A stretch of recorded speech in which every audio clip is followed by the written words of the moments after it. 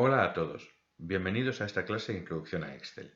Ya habréis oído mencionar que Excel es una aplicación de hoja de cálculo, pero ¿qué significa exactamente eso? Una aplicación de hoja de cálculo es un programa que nos permite introducir una cierta cantidad de información, que puede ser bastante grande, de forma organizada y estructurada para luego poder trabajar con ella.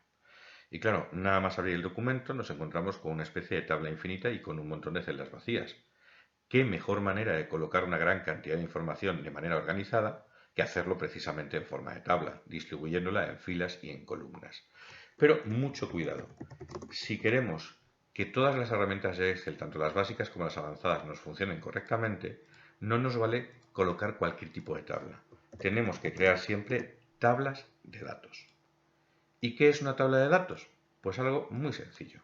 Una tabla de datos es simplemente una tabla que la primera fila son los conceptos, los títulos, los rótulos, como queramos llamarlo, que tienen que ser todos diferentes entre ellos y a partir de ahí lo que tenemos es simplemente la información colocada en vertical, lo que serían los típicos listados que manejamos tan a menudo en nuestro trabajo cotidiano.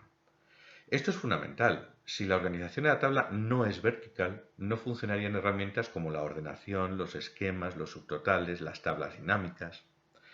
Por otra parte, esta hoja de cálculo también dispone de herramientas que nos permiten combinar varias celdas para hacer una celda más grande. Mucha gente utiliza esta herramienta por razones de estética. Bueno, pues debemos evitar el uso de estas celdas combinadas en nuestras tablas de datos a no ser que sea absolutamente indispensable, porque nos dificultará mucho trabajar con las tablas. Por otra parte, nosotros podemos trabajar con diferentes tipos de datos, con textos, con números, enseguida hablaremos de ello. Pero pensad en el nombre de la aplicación, hoja de cálculo. La potencia del Excel está precisamente en que algunos de los datos de nuestra tabla sean datos numéricos para que podamos realizar operaciones matemáticas, operaciones aritméticas con ellos.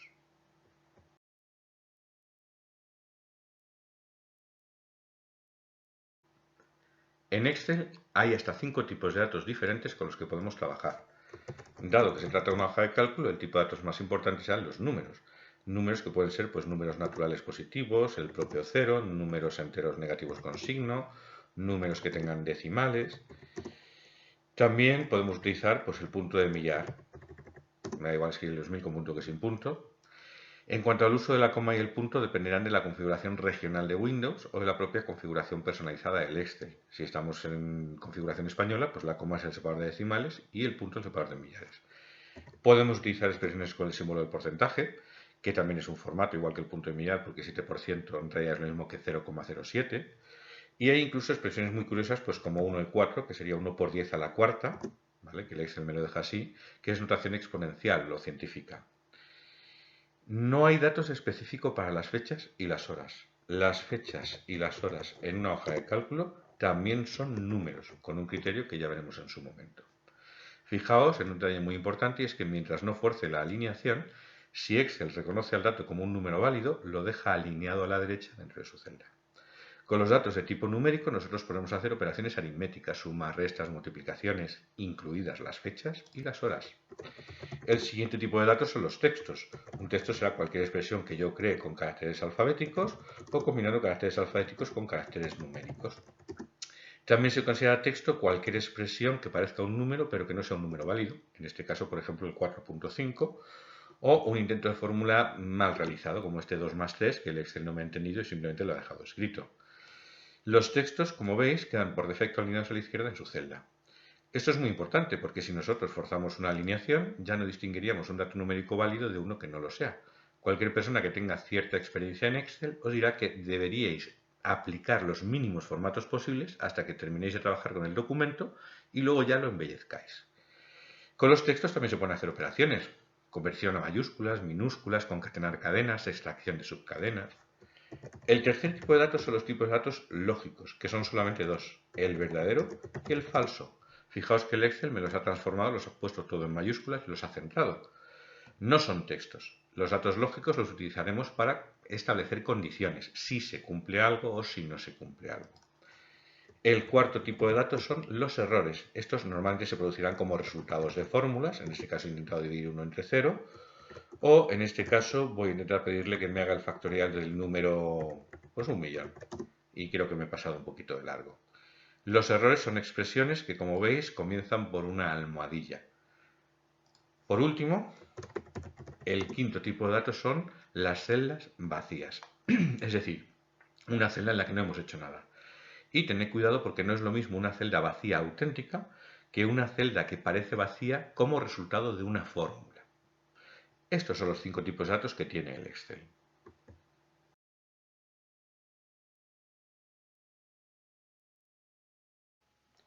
Justo os acabo de decir que no es conveniente aplicar formatos en Excel mientras se trabaja, pero a veces ocurre que los formatos en Excel son un poquito pegajosos y se nos ponen ellos solos.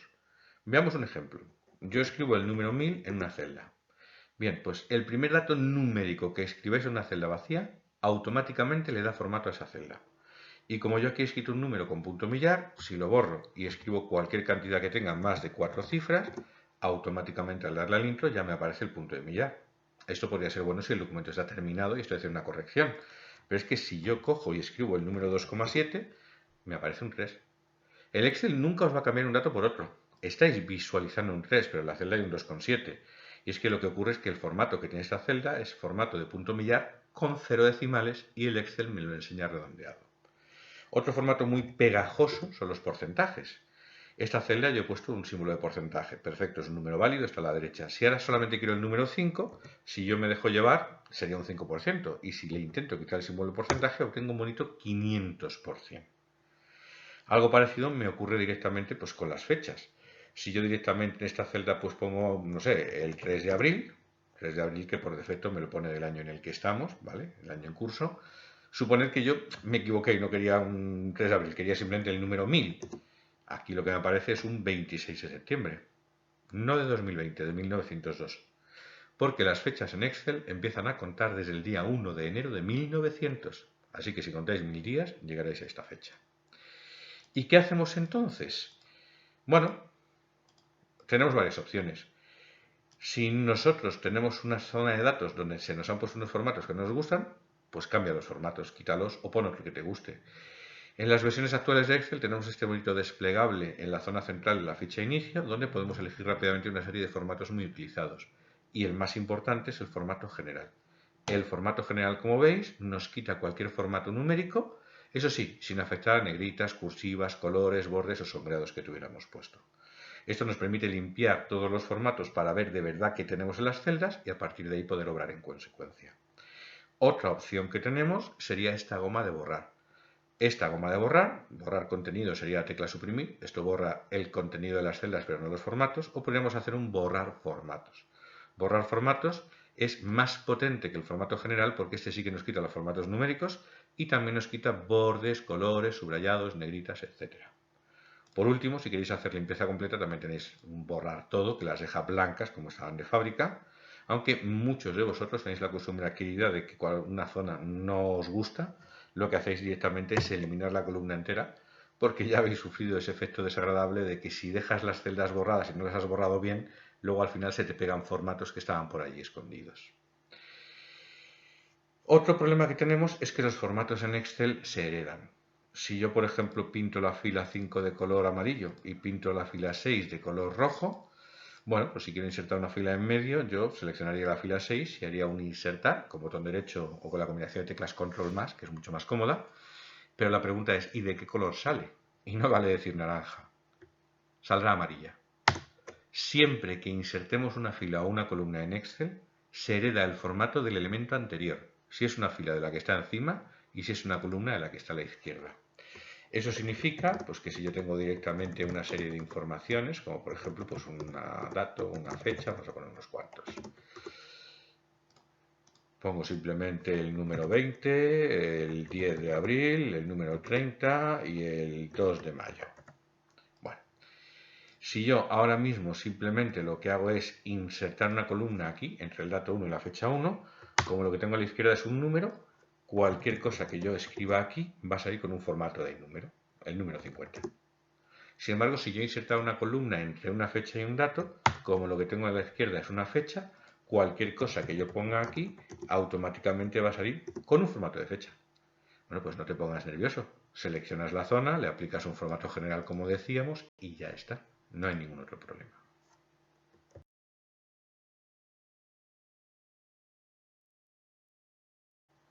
Ya hemos dicho que para trabajar correctamente en Excel hay que colocar siempre la información en forma de tabla de datos. Es decir, que colocamos un rótulo y luego la información en vertical. Si yo quisiera sumar rápidamente los datos de esta columna, pues tenemos en la propia ficha de inicio un botón muy sugerente con el símbolo del sumatorio, que yo lo aprieto, me propone una fórmula para sumar los datos, le doy al intro y ya me la ha sumado. Pero, ¿qué ocurre si son los datos relativos al año 2020 y yo lo que hago es poner 2020 como rótulo de la columna? En lugar de escribir los números otra vez, los voy a copiar y pegar por mayor comodidad. Y si yo ahora intento sumarlos, veis que el Excel se cree que el 2020 forma parte de los datos, que no es un rótulo. Y aunque yo tenga mucho cuidado y lo seleccione, a la larga no va a servir de nada. ¿Por qué? Porque cuando utilicemos herramientas avanzadas de ordenación, de subtotales, de tabla dinámica, el Excel va a considerar que esta primera celda es un dato y no un rótulo. Y un solo rótulo que esté mal en una tabla de 20 columnas estropea la tabla completa. ¿Qué podemos hacer? Hombre, la solución más antigua es, digamos, afear el dato. Entonces, si yo ya le pongo un texto por delante, es evidente que ahora lo que tenemos aquí directamente ya no es un dato, sino que es un texto y que por lo tanto pues lo va a considerar como rótulo correcto. Pero si tuviera que poner 10 años seguidos quedaría un poco feo. La solución más antigua es utilizar el apóstrofe. Si nosotros utilizamos el apóstrofe, cualquier cosa que pongamos a continuación del apóstrofe será considerada siempre un texto. Esta esquinita verde simplemente nos da un aviso de que este número lo hemos metido como un texto, pero ha sido algo que hemos hecho queriendo. Si yo hago la misma prueba, coloco los datos, esto es un rótulo auténtico, porque directamente yo intento hacer la suma y me funciona bien. El apóstrofe también servirá para cualquier expresión, pues por ejemplo si pongo un igual 2 más 3 no va a hacer la fórmula, va a dejarlo escrito. También serviría para escribir por ejemplo un 1-2, que normalmente esto sería 1 de febrero y me deja escrito 1-2, ¿vale? Para no utilizar el apóstrofe tenéis un formato especial en la lista de formatos que es el formato de texto, pero hay que saber utilizarlo. El formato de texto hay que ponerlo antes de introducir el texto, si no, no funciona.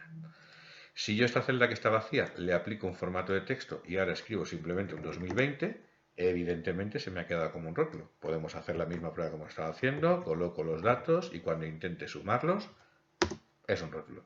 Sin embargo, si yo intento aplicarle a esta celda de aquí que ya está escrita el formato de texto, aunque estéticamente veáis que el Excel me coloca el número en el lado izquierdo, cuando intente hacer la suma, lo va a considerar. Así que por favor, si vais a utilizar el formato de texto, hay que aplicarlo antes de escribir. Bueno, pues no os compliquéis la vida.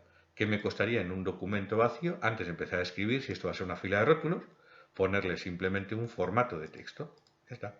Cualquier cosa que yo escriba ahora en la fila 1 va a ser un texto. La palabra dato, el número 2020, la expresión igual 2 más 3, la expresión 1-2. Entonces, cualquier cosa que vosotros escribáis siempre será un rótulo.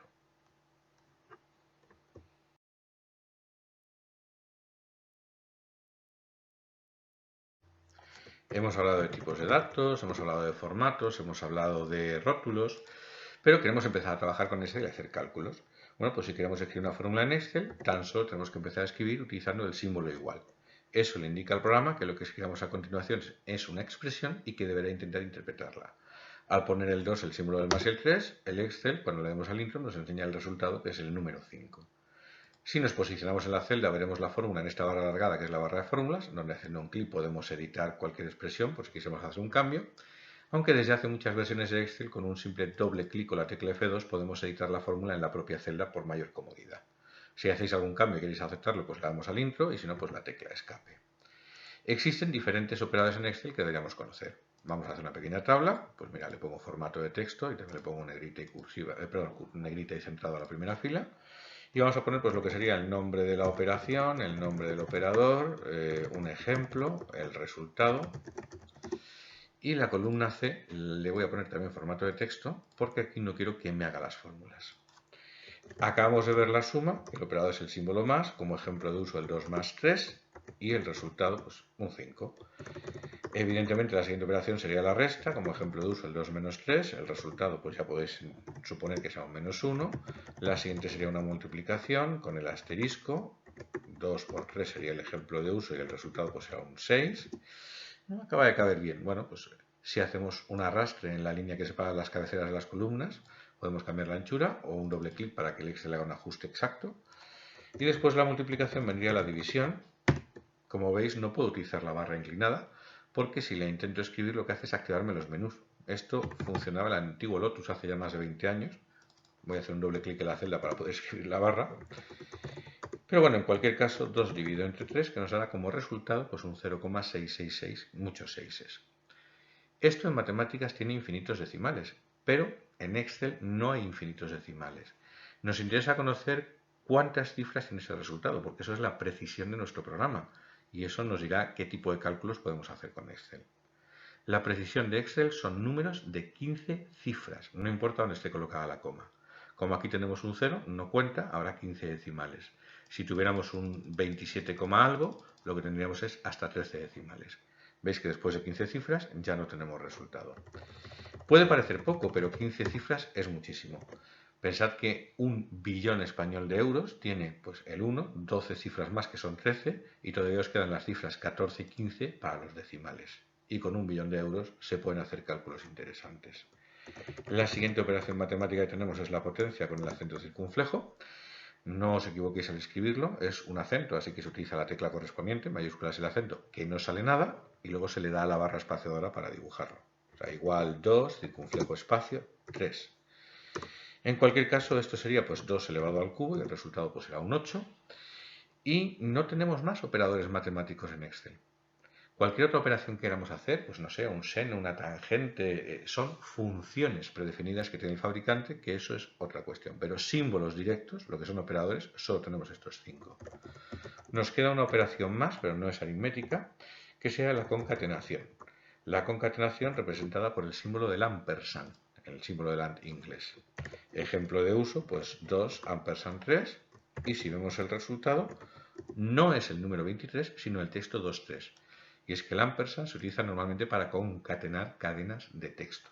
Podríamos tener una lista con nombres y apellidos y juntarlos con el ampersand. Ahora vamos a hacer un ejercicio clásico, que voy a poner una serie de ejemplos, y deberíais ir pensando en cuál va a ser el resultado antes de que lo veáis en pantalla. Le voy a poner formato de texto a esta primera columna. Al final no le puse formato de texto a la primera fila, pero bueno, son palabras, no pasa nada. ¿Qué creéis que saldría si yo pongo 2 más 3 multiplicado por 4? Hay gente que me dice 20, hay gente que me dice a veces 25, pero el único resultado correcto es 14. Esto no es cosa del Excel, es cosa de matemáticas. La multiplicación es más importante que la suma, así que 3 por 4 es 12 y 2 más 12 es 14. Si nosotros quisiéramos que primero sume y luego nos haga la multiplicación, lo que tenemos que hacer es utilizar los famosos paréntesis. ¿De acuerdo? Se pueden hacer paréntesis dentro de paréntesis con todos los niveles que queráis. Si yo hiciera esta expresión y pusiera el 3 por 4 entre paréntesis, bueno, pues el resultado va a ser el mismo que si no los utilizara. Estos paréntesis son innecesarios, pero no molestan ni ralentizan la fórmula. O sea que en caso de necesidad podéis poner paréntesis en las fórmulas para verlas un poquito más claras. ¿Esto qué quiere decir? Que estos operadores tienen una determinada prioridad. El operador más importante, el primero que se ejecuta es la potencia, en segundo lugar multiplicaciones y divisiones, y en tercer lugar las sumas y las restas. Si nosotros combinamos varios operadores de la misma importancia, como por ejemplo una división y una multiplicación, bueno, pues esto no va a ser 100 dividido entre 20 que daría 5. Esto va a ser pues 100 dividido entre 10, que es el primero que se encuentra, y el resultado es 10 multiplicado por 2, 20. Lo mismo te puedo decir si le pongo 100 dividido entre 5 dividido entre 2. En este caso lo único que va a hacer es dividir 100 entre 5, me da 20, y luego eso, dividirlo entre 2 y me va a dar un 10. ¿Vale? Ante cualquier duda, paréntesis. Luego también deberíais saber utilizar el operador de potencia para hacer raíces, porque fijaos que yo aquí he puesto la potencia pero no he puesto las raíces. Si yo quisiera escribir la raíz cuadrada de 7, eso, según vuestros conocimientos de matemáticas, deberíais tener claro que es 7 elevado a un medio. Entonces, si yo le pido al Excel que me calcule 7 elevado a un medio, eso debería ser la raíz cuadrada de 7. Claro, no si lo escribo así de mal, porque esto lo que va a hacer es primero 7 elevado a 1 que es 7 y lo va a dividir entre 2, que es 3 y medio. Yo debería haberle dicho al Excel que me eleve 7 a un medio. Y esto sí es la raíz cuadrada de 7. 2 por 2 es 4, que no llega. 3 por 3 es 9, que se pasa. Pues 2,64 tal. ¿Cuántos decimales tendrá este número? 14. una cifra en la parte entera y me quedan 14 para las 15 cifras de precisión. La próxima vez que queréis hacer una raíz cuadrada no os compliquéis la vida, ¿vale? Simplemente ponéis elevado a 0,5, que es muy común en las hojas de cálculo porque un medio es exacto y no merece la pena molestarse con esta expresión. Pero si fuera una raíz cúbica, una raíz quinta o una raíz doceava para intereses simples y compuestos, tendréis que utilizar los paréntesis.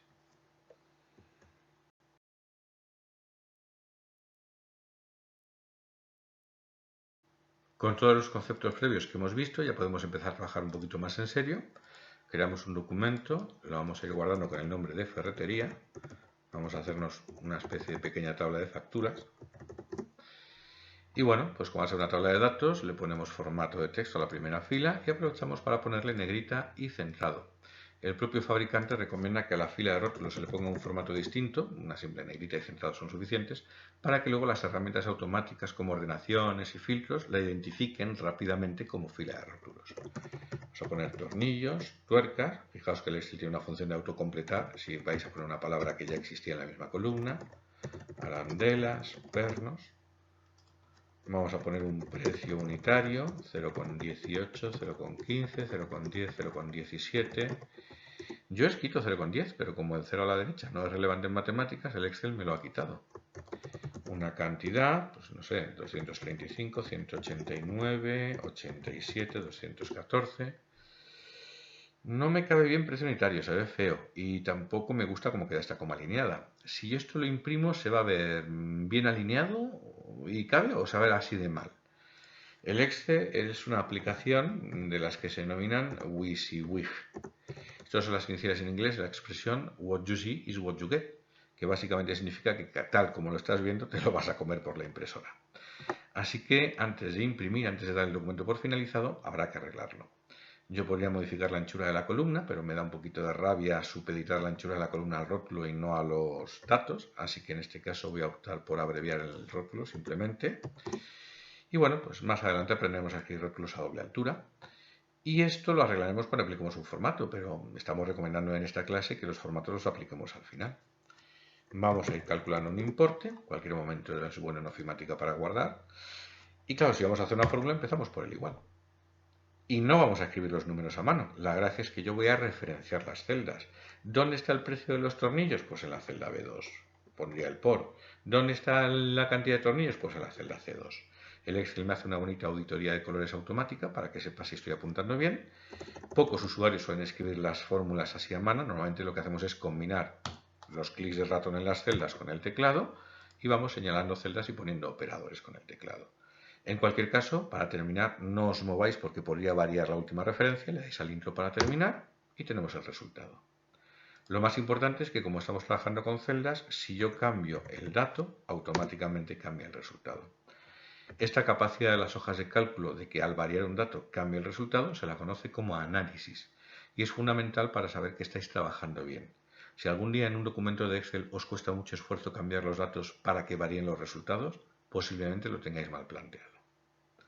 No vamos a hacer estas tres fórmulas a mano. Si esto fuera una versión muy antigua de Excel, yo cogería esta fórmula, utilizaría pues el botón de copiar o control C y lo que haría es pegarla aquí en estas tres con el botón de pegar o con control V.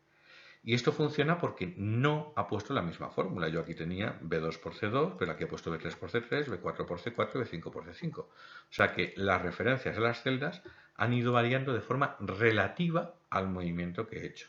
Por eso este tipo de referencias, luego hablaremos a fondo de ellas, se llaman referencias relativas. Claro, esto es bueno en el caso de que estoy rellenando una tabla, pero en otras ocasiones va a ser contraproducente. Antes de seguir, casi nadie hoy en día va a hacer esto de copiar y pegar la fórmula. La mayoría de usuarios que yo conozco cogerían esta esquinita, que es el control de relleno, y estirarían hacia abajo.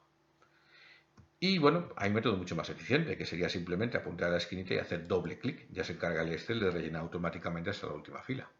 Esto es una etiqueta inteligente, una Smart Tag, la podéis ignorar. Esto simplemente ofrece opciones de con formato, sin formato, muy prácticas si la tabla ya tuviera bordes para no estropearlos.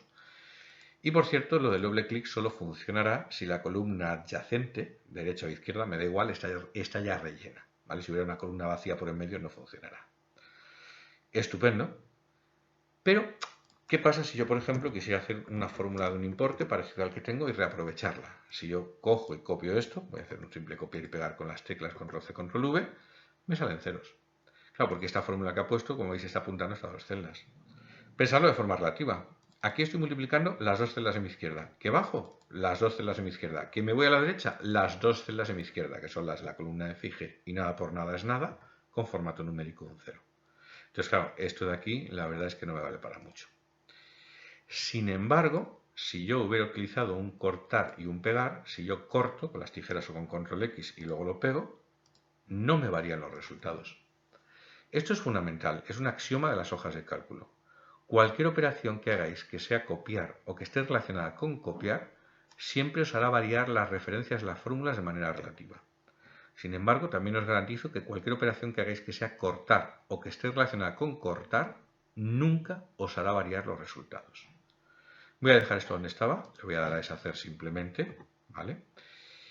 Y, claro, esto es muy importante, porque uno podría pensar, viniendo a lo mejor de trabajar con procesos de textos, que una vez que yo tenga hecha una tabla como esta en una hoja, la podría coger, la podría seleccionar entera, copiarla a otra hoja y creerte que va a seguir funcionando. Eso no siempre va a ser así. De hecho, debéis evitar esa idea. Las tablas en Excel no se reaprovechan con copiar y pegar. Lo que haremos es duplicar las hojas, pero nunca copiar y pegar las tablas. Por cierto, fijaos que aquí la fórmula es B2 por C2. Hay una operación que también está muy relacionada con cortar, que sería insertar una columna por en medio. He hecho un control más para insertarla. La fórmula ha cambiado, pero el resultado no ha variado. El axioma se mantiene. Cortar o cualquier operación relacionada con cortar no varía los resultados. Voy a eliminar la columna con un control menos y seguimos trabajando. ¿Y qué pasa si yo aquí quisiera los mismos resultados que tengo en la columna D? Pero no quiero repetir la fórmula porque podría ser muy complicada. Y no quiero simplemente no quiero trucos de que esto lo copio y lo pego aquí como solo valores, que hay gente que ya sabe hacerlo y demás. No, quiero que si varían en la D, varían en la H. Bueno, pues hay una fórmula muy sencilla pero muy potente que es empezar con el igual y señalar otra celda. Esta fórmula tan sencilla, que es una celda igualada a otra, se conoce como vincular. Hay incluso una opción de pegado especial que permite hacer estos vínculos. Me sale el mismo resultado, yo podría rellenar hacia abajo y si cambio cualquier dato por aquí, como veis, cambia el resultado y cambia el resultado vinculado. Esto es fundamental porque en una hoja de cálculo es muy típico conseguir unos resultados en una hoja y esos resultados a su vez utilizarlos como datos más adelante para seguir trabajando con ellos. Bueno, pues voy a eliminar esta columna que no la quiero de momento, solamente la he utilizado para la demostración para seguir trabajando.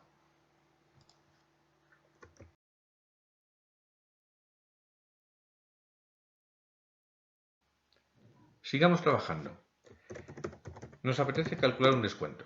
En la columna E vamos a calcular un descuento y luego ya en la columna F haremos la resta de las dos cantidades.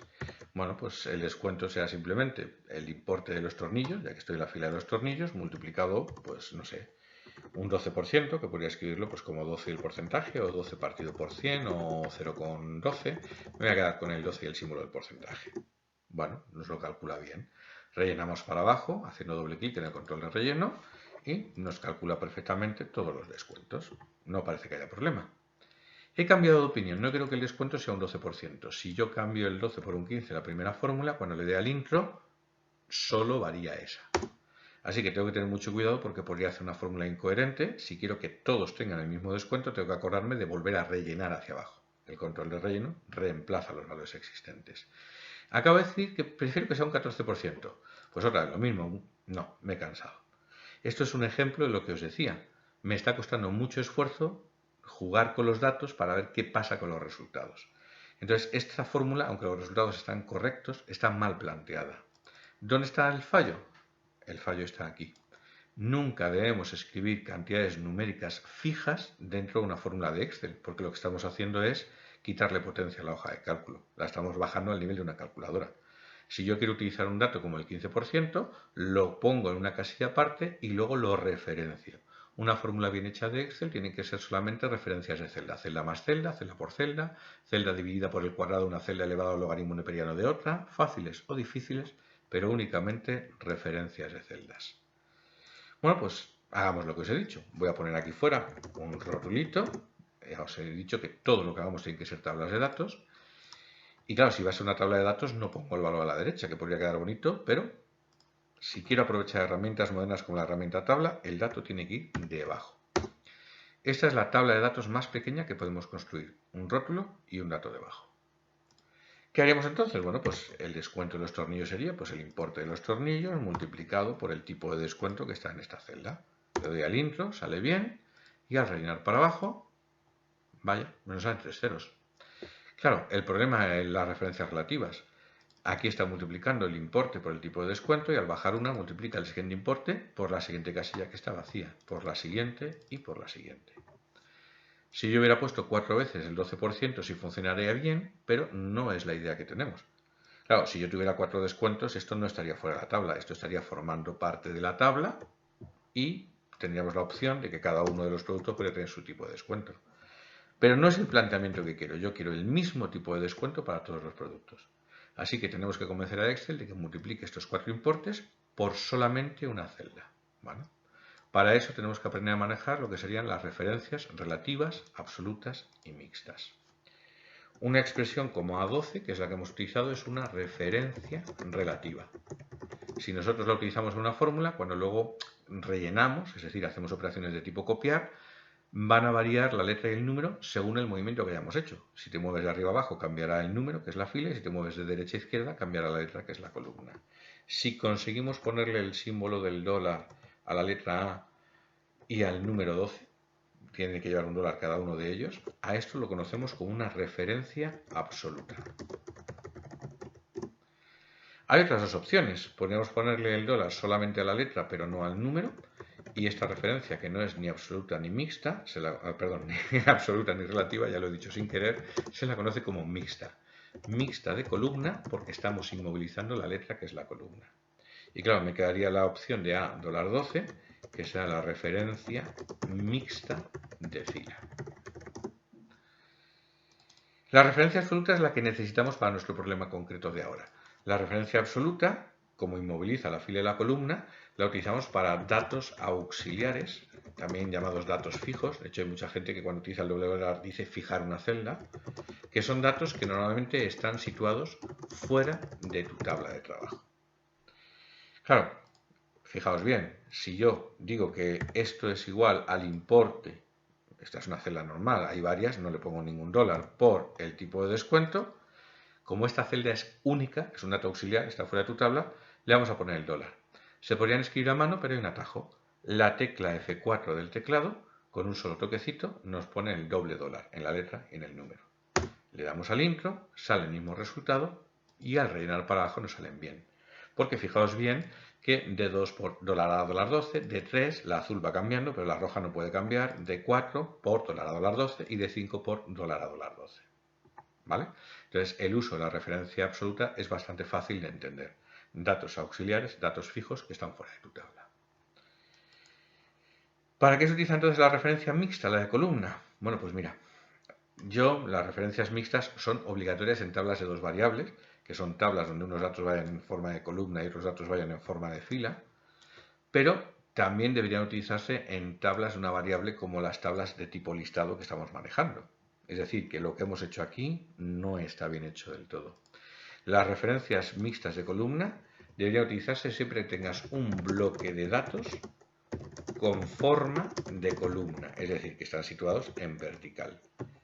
Y las referencias mixtas o de fila deberías utilizarlas siempre que tengas un bloque de datos con forma de fila, que estén ubicados por filas. Y la referencia relativa, que es la que más se utiliza y la que menos debería utilizarse, solamente se debería utilizar cuando se crea una tabla entera a partir de otra tabla entera de la misma forma y tamaño. Hay una operación especial de Excel, que es el formato condicional, en la que se hace algo parecido a esto. Por lo tanto, si quisiéramos trabajar bien, yo estas fórmulas que he hecho no os las daría por buena. Voy a borrarlas y vamos a hacerlas bien del todo. ¿El importe a qué sería igual? Pues el importe sería igual al precio, que lo tengo aquí, pero yo tengo varios precios que están situados en la columna B. Pues lo que hago es inmovilizar la B. Si le doy más de un toquecito al F4, me va ciclando todos los posibles tipos de referencia. ¿De acuerdo? Absoluta, la mixta de fila, la mixta de columna y volvemos a la relativa. Así que inmovilizo la letra B. Por la cantidad que la tenemos en la C. ¿Qué hago aquí? Inmovilizamos la C. La más utilizada es la referencia mixta de columna, o sea que si estáis en tablas, evidentemente tablas de datos, tablas verticales, lo que vais a hacer casi siempre es inmovilizar la letra. Jamás veréis que varíe un resultado por poner o no poner los dólares. La diferencia es lo que ocurre cuando se rellena y se copia y se pega. Si relleno para abajo está igual de bien que antes, pero fijaos, si yo pusiera aquí un importe 2, cogiera estas fórmulas para reaprovecharlas, las copio y las pego, donde antes sacaba ceros, ahora saco una fórmula que me respeta las referencias. Así que yo podría coger y digo, pues este importe es lo mismo, pero multiplicado por 1,5. Y así tengo una fórmula nueva muy rápida, reaprovechando la antigua. El descuento. Pues el descuento será igual al importe de los tornillos que tengo por aquí. Le inmovilizamos la columna porque es un bloque de datos con forma de columna multiplicado por el tipo de descuento, que como es casilla única, doble dólar. Como veis, vamos combinando los distintos tipos de referencias según nos haga falta. Vamos a restar el importe menos el descuento. Bueno, pues calculamos, no sé, voy a llamarle subtotal de momento y sería simplemente el importe menos el descuento. El importe es una columna de datos, inmovilizo la letra, menos el descuento. Columna de datos, inmovilizo la letra. Son 3 toques el F4, pero con el tiempo uno ni los cuenta. El dedo lo hace automáticamente. Rellenas para abajo tranquilamente y lo tenemos. Vamos a calcular un IVA. El IVA directamente, bueno, le voy a poner ese puntitos. Para calcular el IVA necesito un dato auxiliar, necesito lo que sería el porcentaje o el tipo de IVA. Bueno, pues vamos a calcular el tipo de IVA. Puedes utilizar el botón de copiar formatos, que es igual que el del Word. Copiar los formatos de una celda a otra, por comodidad. Y vamos a poner pues un 21%, que es lo que se lleva ahora. ¿A quién se aplica el IVA? ¿Al importe, al descuento, al subtotal? Claro, el Excel es una hoja de cálculo, pero él no sabe de contabilidad, tendréis que saberlo vosotros. El IVA se aplica a la cantidad una vez que ya has restado el descuento, al subtotal. Que esto era para no daros una pista, porque en realidad esto yo lo hubiera llamado total sin IVA. Así que el IVA será el total sin IVA, que como es una columna de datos, le inmovilizo la letra, multiplicado por lo que sería el tipo de IVA. Y como este es una casilla auxiliar, doble dólar. El doble dólar lo entendéis muy fácilmente. Los otros dólares no son obligatorios, no soléis ponerlos, pero os recomiendo que aprendáis a ponerlos cuanto antes, porque mejoran mucho la velocidad y luego los retoques que hagamos en tablas. Por último, pues me faltaría ya lo que sería el total con IVA. Pues simplemente cogemos lo que sería nuestro total sin IVA, le inmovilizamos la letra porque es una columna y le sumamos lo que sería el IVA, inmovilizamos la letra porque es una columna de datos. Rellenamos para abajo y lo tenemos. Claro, el análisis ahora es muy sencillo. Si yo quiero saber qué pasa si el mes que viene el descuento es de un 14 o un 15, en cuanto cambie aquí los datos está cambiando toda la tabla, igual que podemos hacer una previsión en caso de que baje o de que suba directamente el tipo de IVA.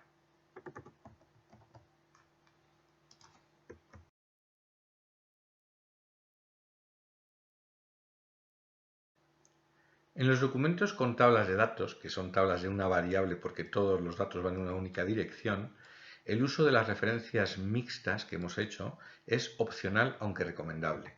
Sin embargo, hay otros casos en el que el uso de las referencias mixtas es obligatorio. Un ejemplo muy sencillo sería el caso de una tabla de multiplicar. Voy a poner el símbolo de la X en la esquina y debajo voy a poner los números del 1 al 10, que bastará con poner el 1 y el 2, porque si señalo las dos celdas, selecciono las dos celdas y luego relleno el Excel me ayuda a hacer una serie numérica. Voy a hacer lo mismo a la derecha de la X, 1, 2, selecciono, relleno hasta llegar al 10. Y bueno, pues por estética voy a ponerle negrita y centrado a lo que serían estas filas y columna, la primera. Y esto es muy ancho, voy a cambiar un poquito la anchura de la columna. Claro, si no seleccionas nada, le cambias la anchura a una columna. Si seleccionas varias columnas, le cambias la anchura a esas varias columnas. Y si selecciono la hoja de cálculo, le cambio la anchura a toda la hoja de cálculo. La anchura de Excel, que por cierto es el numerito que os sale, se mide en cifras 0, que se supone que es la más redonda y la que más ocupa. Pero bueno, con los tipos de letra modernos como la Arial, la Calibri y demás, todas las cifras numéricas ocupan lo mismo. O sea que en realidad la anchura de Excel es el número de cifras. Como la tabla de multiplicar el 10 por 10 da 100, que son 3 cifras, pues hombre, una anchura de 4 yo creo que nos vale. Y si tenéis problemas de pulso, pues hombre, no os compliquéis la vida. Botón derecho, anchura de columna, y lo podemos escribir a mano y ya está. Bueno, esto es la presentación. Yo quiero hacer la tabla de multiplicar, pero no voy a hacer 100 fórmulas, ni tampoco 10 una por columna. Quiero una única fórmula que me permita rellenar toda la tabla. Esto es la típica tabla de dos variables, donde unos datos van en fila y otros datos van en columnas. Podría ser el estudio de un préstamo con los años puestos, por ejemplo, en la fila y el interés puesto por la columna, lo que se nos ocurra. Empezamos la fórmula con igual y bueno, pues yo podría coger el número que tengo a mi izquierda y multiplicarlo por el número que tengo encima. Eso es una referencia relativa. Si yo ahora simplemente relleno para abajo, no es una tabla de multiplicar. Lo que he obtenido es un factorial. Las almohadillas significan que no cabe el número de ancho, si a punto me lo dice, o podría cambiar la anchura de la columna. Pero claro, es que según he ido bajando, él está apuntando directamente cada vez a la celda de encima por la de la izquierda. Un factorial. Bueno, pues no. Si yo hubiera hecho la fórmula simplemente poniendo lo que es la referencia absoluta, pues cojo, le pongo mi doble dólar, multiplico y le pongo mi doble dólar, el resultado pues no va a servirnos tampoco para nada, porque lo que consigo directamente es que siempre apunte a las mismas celdas, no se mueven, están fijas, y obtengo todo el rato unos. Solamente podemos resolver este ejercicio con referencias mixtas. Si yo señalo al número que tengo a mi izquierda, este bloque de datos está en forma vertical. De hecho, están todos esos datos en la columna A. Pues esa es la pista. Yo inmovilizo la columna A. Pongo el símbolo de multiplicar y señalo este 1 que tengo encima de mí. Este bloque de datos no lo tengo. Están todos en horizontal en la fila 1. Pues eso es lo que tengo que inmovilizar, el número 1. Como veis, el resultado es el mismo, pero cuando yo ahora rellene, me salen directamente todos los números bien. No puedo rellenar en diagonal, pero puedo rellenar hacia abajo y dejando el bloque, rellenar a la derecha. Aquí tenéis un ejercicio muy típico de uso de referencias mixtas en una tabla de dos variables.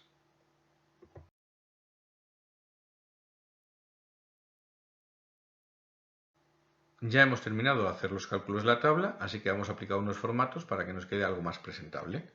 Seleccionamos los datos de la columna B y los resultados que tenemos en las columnas de la D a la H. Para seleccionar dos bloques disjuntos basta con utilizar la tecla Control, como en otras aplicaciones de Windows. Y bueno, pues estos datos y resultados lo que tienen en común es que son todo datos económicos, así que bueno, pues luego le ponemos un formato de número que lo ajusta a dos decimales, podemos utilizar luego estos botoncitos para aumentar o disminuir el número de decimales, o le aplicamos un formato de moneda, depende de que queramos ver o no ver todo el rato el símbolo del euro. Ya me queda el 0,10 alineado, así que menos posibilidades de que alguien que lo lea se equivoque con él, pero ahora tengo un pequeño problema. Si miro la fila de las arandelas, veo que 7,66 y 1,61 suma 9,26. O sea que 6 y 1 acaba sumando 6. Yo hubiera puesto un 7. Y en la fila de los pernos, 1 más 2 me da un 4 como resultado de la suma. Esto es así porque cuando vosotros aplicáis formatos, no estáis quitando decimales, sino simplemente escondiéndolos. Es decir, que no se ajusta visualmente porque no hemos redondeado los datos, no hemos recortado los decimales. Aquí habría varios temas de discusión. ¿Esto es legal o no es legal? Hombre, en los intermedios es legal, aunque luego puedas discutir con el cliente en cuestión, pero si al sumar esta columna de totales me bailara un solo céntimo, esto sí sería una irregularidad contable. Pues mira, para quitarnos problemas y discusiones, como la ley también lo permite, vamos a redondear los cálculos intermedios. Lo que voy a hacer, lo primero de todo, es dejarlo tal y como lo teníais. Y para que lo veáis mejor voy a dejar los formatos también como formato general, para que veáis que 12% en realidad es 0,12.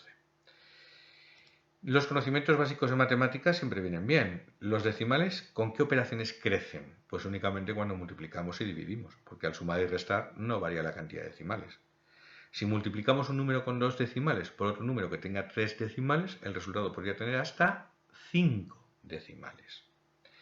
En el caso del importe estamos multiplicando un precio por una cantidad, el precio tiene hasta 2 decimales, la cantidad ninguno, no pueden salir más de 2.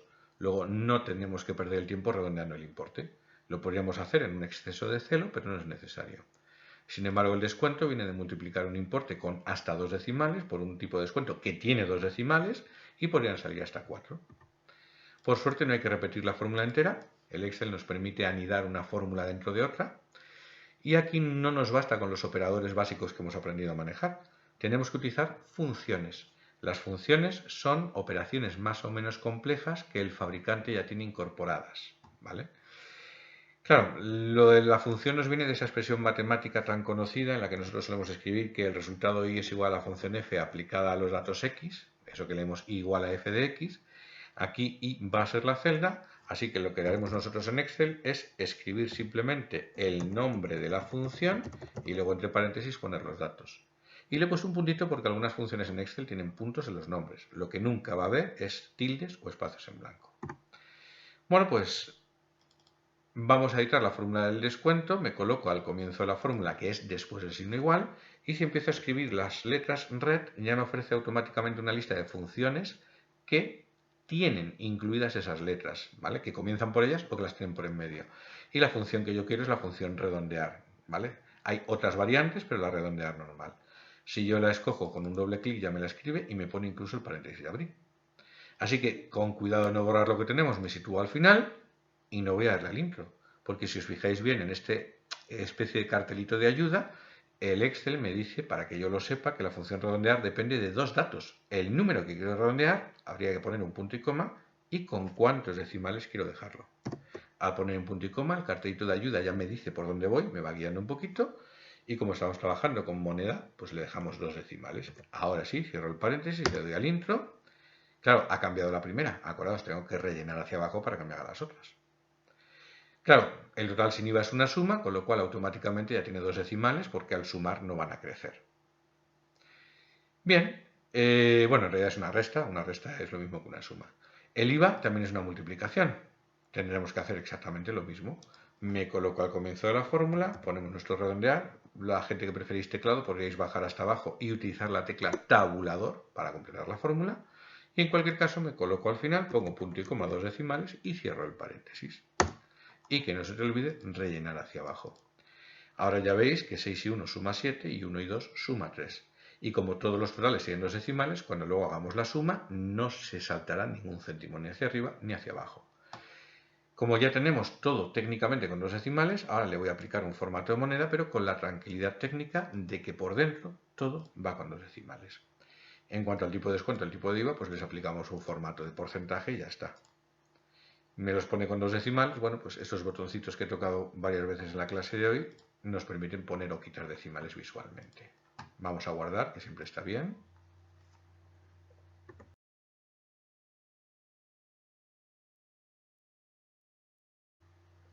Una operación muy habitual en las tablas de datos es la totalización.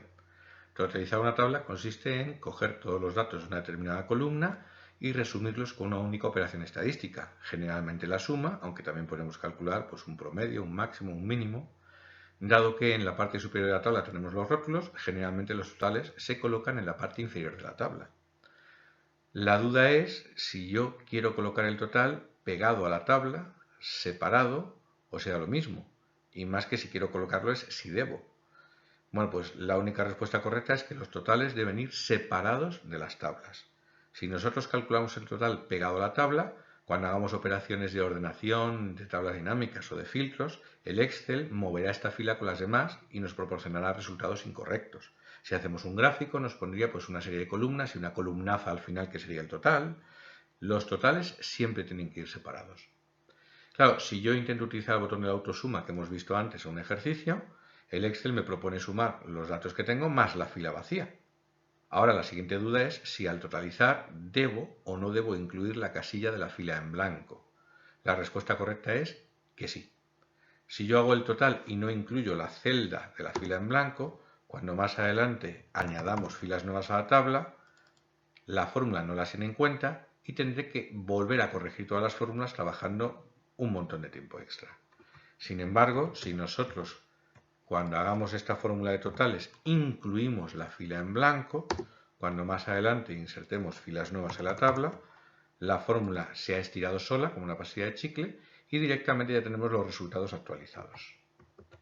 De todas formas, este resultado no lo puedo dar por bueno porque no le hemos puesto las referencias. En cualquier caso, no lo olvidéis, la técnica de la fila en blanco consiste en que siempre dejaremos una fila de separación y cuando totalicemos incluiremos esa celda. No hay ningún problema porque todas las funciones de totalización del Excel están preparadas para ignorar las celdas vacías. No es que las consideren un 0, es que las ignoran. Si yo hiciera un promedio, dividiría por 4, no por 5. En cuanto a lo de la referencia, si no pongo ningún tipo de referencia, pues bueno, al rellenar lateralmente parece que sí que esto me funciona bien, pero si yo intento reaprovechar la fórmula, como veis, en cuanto tiro hacia abajo ya se me ha movido el bloque y la cosa no va muy bien. Por lo tanto, ¿qué tendría que haber hecho? Pues darle al botón de autosuma y con ayuda de tecla F4 inmovilizar los números, las filas. Esta a veces cuesta un poco verla, pero es que llevamos todo el rato trabajando por columnas en vertical y acabamos de girar 90 grados el ejercicio para calcular una fila de totales. Así que si trabajamos por filas, inmovilizo la fila. Como veis, si yo relleno lateralmente, me funciona todo estupendamente, pero si intentara rellenar hacia abajo, me respeta el bloque, así que podría cambiar la función suma, pues no sé, por la función promedio, y con una rapidez increíble ya tengo calculados pues, los totales de sumas y los totales de promedios. Voy a borrar los promedios, ¿vale? No los quiero ahora mismo para el ejercicio, aunque ya os he hecho la demostración, y bueno, pues podemos poner aquí también directamente un rótulo que me da que esto ya es el total general. ¿Y qué pasa si ahora quiero incluir alguna fila nueva? Bueno, pues que tenemos que insertarla. El mejor lugar para insertar filas nuevas en una tabla de datos es siempre utilizando la fila de separación. Si yo aquí inserto nuevas filas, como os decía, automáticamente ya las tendrá en cuenta. Voy a dejar solamente una fila nueva. Yo podría poner aquí directamente, pues no sé, tacos. Les podemos poner un precio de 0,07. Podríamos coger 358. Y bueno, en este caso, lo que nos ha hecho el Excel es un autorrelleno, porque son fórmulas muy sencillas que están limitadas a una única hoja.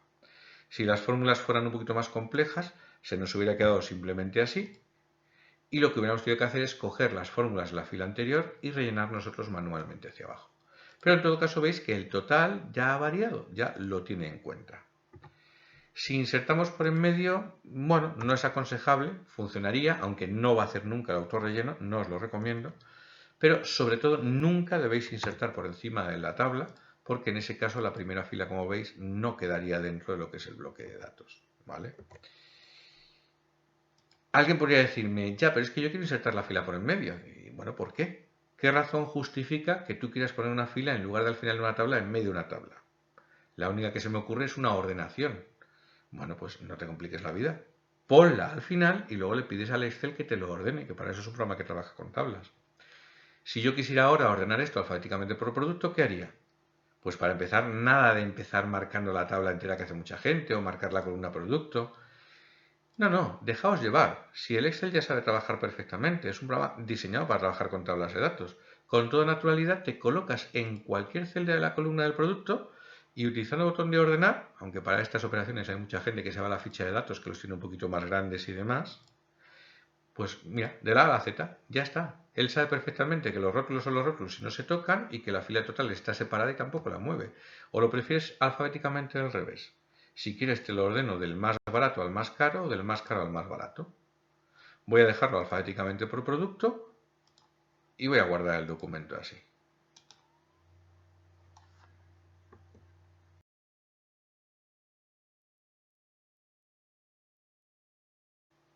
En un momento dado, podría interesarnos ocultar una o varias filas o columnas de la tabla, o bien porque hemos utilizado esas columnas para unos cálculos intermedios que realmente no aportan mucho, o porque a lo mejor queremos imprimir la tabla y que no ocupe tanto espacio.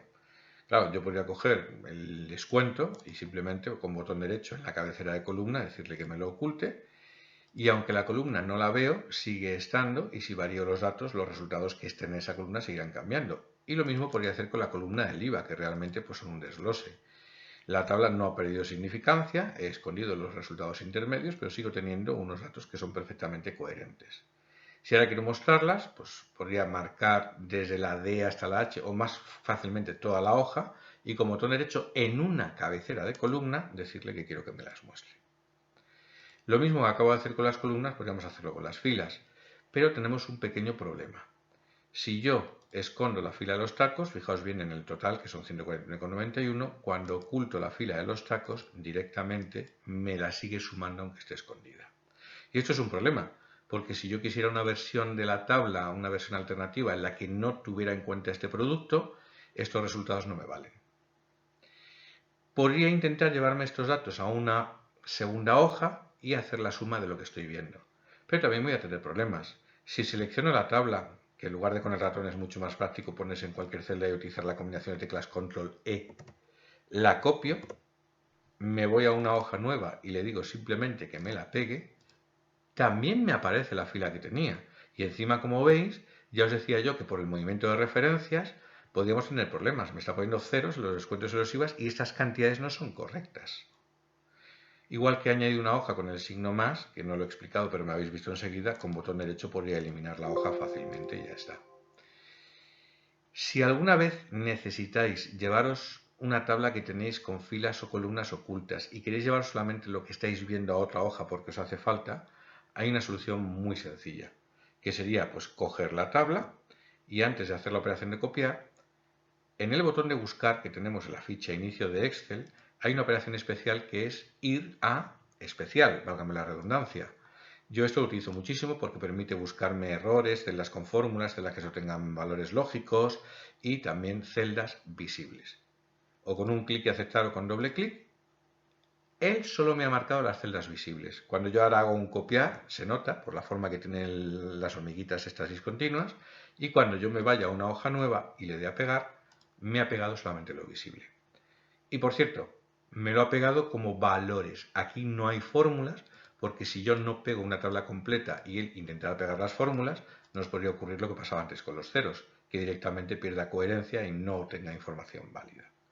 Pero bueno, esto ya sería un resumen válido. Yo ahora podría colocarme aquí, hacer unas sumas y esto se lo podría enviar a un cliente. Aquí tengo la información parcial que me había solicitado. Voy a eliminar esta hoja, que no la quiero para nada. Y voy a desocultar la fila. Marco toda la hoja y con un botón derecho en la cabecera de la fila le digo que me lo vuelva a mostrar.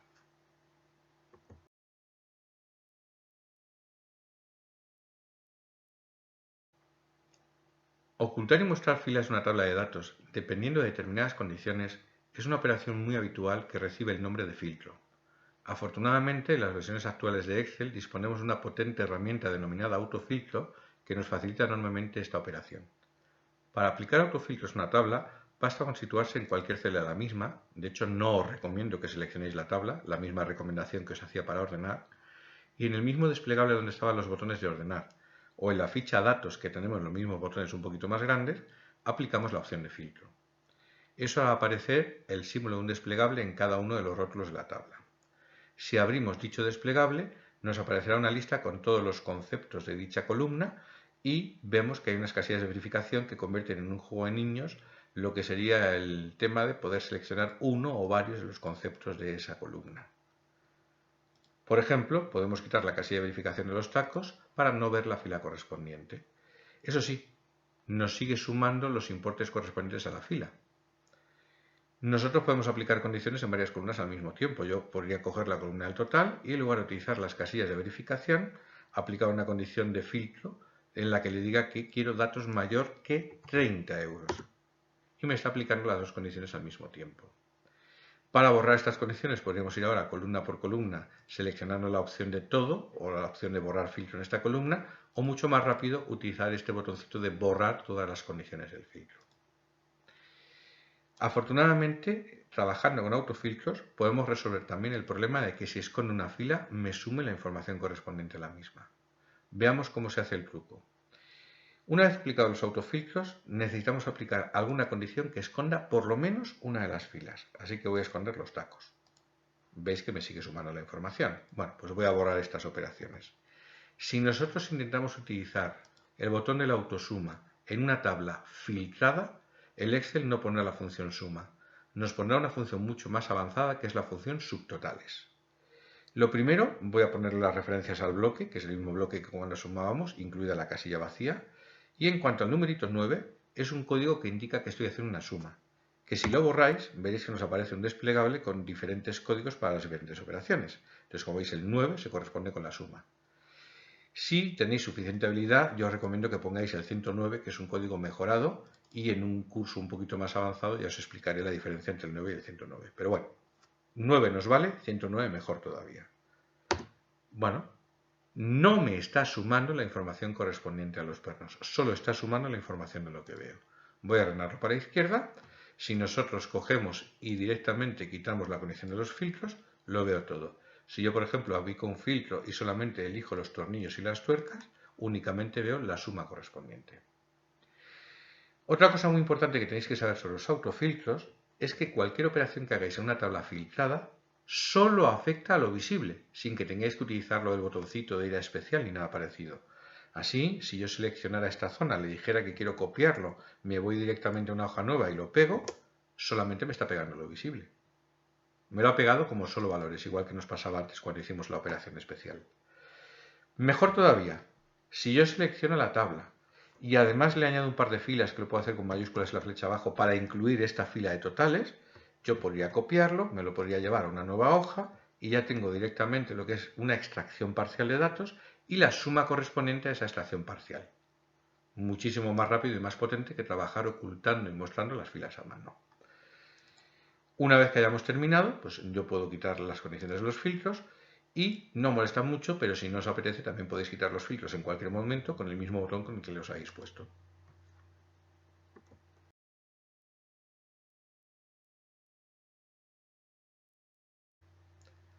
Ya hemos visto que copiar y pegar directamente una tabla de una hoja a otra no es una buena técnica para reaprovechar el trabajo realizado, porque dependiendo del tipo de referencias utilizadas, podríamos encontrarnos con resultados inesperados.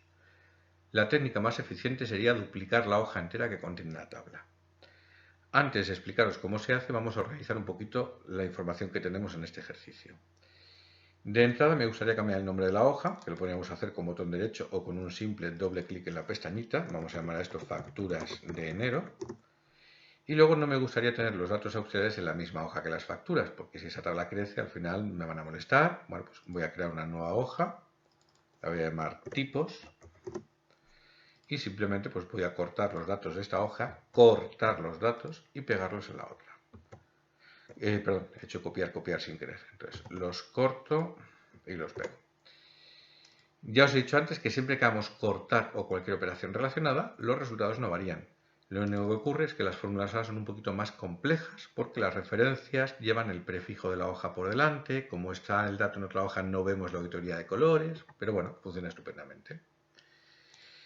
Me gustaría tener la hoja de tipos antes que la hoja de facturas de enero. Bueno, no hay ningún problema, podemos coger y con botón derecho hay una orden muy interesante y práctica que es mover o copiar. Que si le digo que la quiero poner después de tal hoja o antes de tal hoja, la puedo llevar al final, me mueve la hoja. No es necesario utilizar esa orden porque igual que en otros programas de Windows podemos coger un objeto y arrastrarlo a pulso para moverlo. Entonces podemos organizar muy fácilmente las hojas que tenemos nosotros aquí en las pestañitas. Vale, me gustaría hacerme ahora una hoja para las facturas de febrero. En este primer ejemplo voy a suponer que los tipos no van a variar a lo largo de todo el año. Entonces, claro, yo tengo mi hoja de facturas de enero, que es la de febrero, que es la de marzo. Bueno, pues con botón derecho, mover o copiar, si seleccionamos la casilla de crear una copia, haríamos un duplicado de la hoja.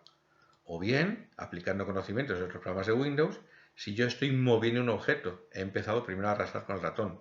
Y mientras estoy arrastrando sujeto a la tecla control, como veis aparece un simbolito de un signo más, si suelto, ya he creado un duplicado.